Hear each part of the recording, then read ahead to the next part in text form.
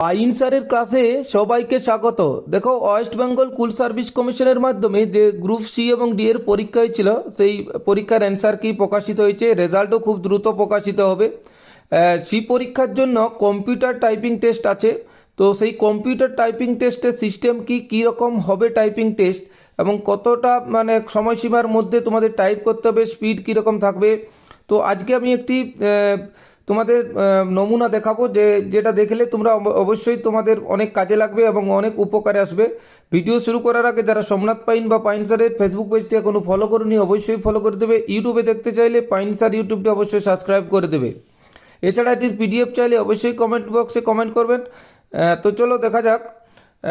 এখানে দেখো computer typing টেস্টের যে সিস্টেম আছে, দেখো এখানে দেখো পরীক্ষার সাধারণ কাঠামোটা কি। সময়সীমা থাকবে এখানে সাধারণত 10 মিনিট সময় দেওয়া হয়। টাইপিং স্পিড কি না, ইংরেজি টাইপিংয়ের ক্ষেত্রে সাধারণত প্রতি মিনিটে ন্যূনতম 10টি শব্দ 20টি শব্দ টাইপ করার ক্ষমতা থাকতে হয়। ভাষা কি না, সাধারণত ইংরেজি টাইপিং আবশ্যক থাকে, তবে বিশেষ ক্ষেত্রে বাংলা টাইপিংয়ের বিকল্প থাকতে পারে। তো এটা হচ্ছে পরীক্ষার সাধারণ কাঠামো।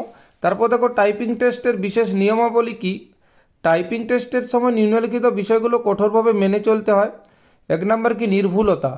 শুধুমাত্র দ্রুত টাইপ করলেই হয় না, নির্ভুলতা বজায় রাখা অত্যন্ত জরুরি। অনেক সময় ভুলের জন্য নম্বর কাটা যায়। Negative marking for errors.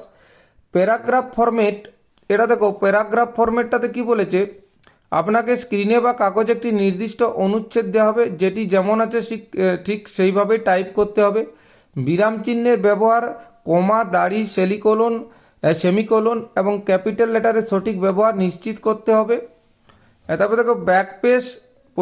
পরীক্ষার সফটওয়্যারের উপর নির্ভর করে অনেক সময় ব্যাকপেস ব্যবহারের সুযোগ সীমিত থাকে বা থাকে না, তাই প্রথমবারে নির্ভুল টাইপ করার অভ্যাস করা ভালো। মানে যেরকমভাবে প্র্যাকটিস করবে সেই নিয়মে বিরাম চিহ্নের ব্যবহার, যেমন কমা, দাড়ি, সেমিকোলন, ক্যাপিটাল লেটারের সঠিক ব্যবহার, এইসব সমস্ত কিছু কিন্তু সঠিকভাবে করতে হবে। প্যারাগ্রাফ ফরম্যাট, স্ক্রিনে কাগজে একটি নির্দিষ্ট অনুচ্ছেদ দেওয়া হবে, সেটি যেমন আছে ঠিক সেইভাবেই টাইপ করতে হবে। তারপরে দেখো মূল্যায়নের পদ্ধতি কি। আপনার পারফরম্যান্স মূলত দুটি বিষয়ের উপর নির্ভর করবে। সেটি দেখো এখানে আছে। দেখো মূল্যায়ন পদ্ধতির মধ্যে বিষয় এবং বিবরণ কি কি থাকতে পারে। দেখো এখানে দেখো গ্রস স্পিড কি না, নির্দিষ্ট সময়ে টাইপ করা মোট শব্দের সংখ্যা। নিট স্পিড অর্থাৎ মোট শব্দ থেকে ভুল শব্দ বাদ দেওয়ার পর প্রাপ্ত প্রকৃত গতি। এরর পার্সেন্টেজ, সাধারণত 5% বা 5% পর্যন্ত ভুল গ্রহণযোগ্য, এর বেশি হলে প্রার্থী অযোগ্য বলে বিবেচিত হতে পারেন। তো বোঝা গেল গ্রস স্পিড কোনটা ধরা হবে না, নির্দিষ্ট সময়ে টাইপ করা মোট শব্দের সংখ্যা। নিট স্পিড কোনটা ধরা হবে না, মোট শব্দ থেকে ভুল শব্দ বাদ দেওয়ার পর প্রাপ্ত প্রকৃত গতি। এরর পার্সেন্টেজ কিভাবে করা হয় না, সাধারণত 5% পর্যন্ত ভুল গ্রহণযোগ্য, এর বেশি হলে প্রার্থী অযোগ্য বলে বিবেচিত হতে পারেন। কিভাবে প্রস্তুতি নেবেন তার কিছু টিপস আছে। সঠিক ভঙ্গি অর্থাৎ মেরুদণ্ড সোজা করে বসুন এবং কিবোর্ড থেকে হাতের কবজি কিছুটা উপরে রাখার চেষ্টা করুন। টাচ টাইপিং, কিবোর্ডের দিকে না তাকিয়ে স্ক্রিনের দিকে তাকিয়ে টাইপ করার অভ্যাস করুন, এটি গতি বাড়ানোর সেরা উপায়। নিয়মিত অনুশীলন, প্রতিদিন অন্তত 30 মিনিট টাইপিং সফটওয়্যার বা অনলাইন পোর্টালে প্র্যাকটিস করুন। কিবোর্ড বৈচিত্র্য, ল্যাপটপের পাশাপাশি সাধারণত ডেস্কটপ কিবোর্ডও অনুশীলন রাখা জরুরি, কারণ পরীক্ষার হলে সাধারণত ডেস্কটপ কিবোর্ডে দেওয়া হয়। তাহলে বোঝা গেল প্রস্তুতি কীভাবে নিতে হবে না, মেরুদণ্ডটা সোজা করে বসুন, কিবোর্ড থেকে হাতের কবজির কিছুটা উপরে রাখার চেষ্টা করতে হবে, কিবোর্ডের দিকে না তাকিয়ে স্ক্রিনের দিকে তাকিয়ে টাইপিং করাটা অভ্যাস করতে হবে। নিয়মিত 30 মিনিট টাইপিং করতে হবে, অর্থাৎ ডেস্কটপের মাধ্যমে করাটা সবথেকে ভালো, কারণ পরীক্ষা হলে ডেস্কটপের কিবোর্ডেই দেওয়া হবে। পরীক্ষার হলে সতর্কতা কি না, যন্ত্রপাতি পরীক্ষা টাইপিং শুরু করার আগে নিশ্চিত হয়ে নিন যে কিবোর্ডের প্রত্যেকটি কি সচল আছে কি না।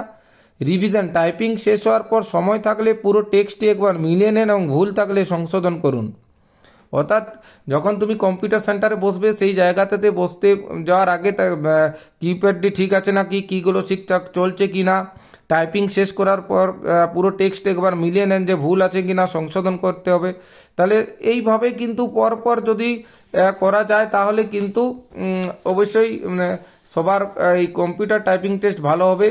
তো তো একটু পুরো ভিডিওটা দেখার অনুরোধ রইল। অবশ্যই সবার টাইপিং টেস্ট ভালো হবে, এখন থেকে প্রিপারেশন নিতে হবে। পিডিএফ চাইলে অবশ্যই কমেন্ট বক্সে কমেন্ট করবেন। ধন্যবাদ।